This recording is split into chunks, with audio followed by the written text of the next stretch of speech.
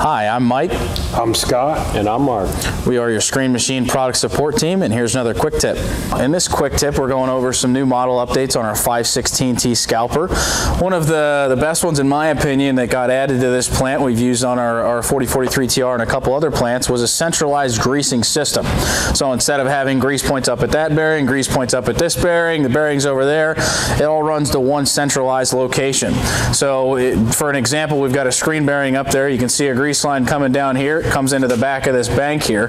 So we've got all the grease lines for this plant right in this bank right here, separated out by quantity of grease that is put into that particular component, as well as the intervals of where it needs greased.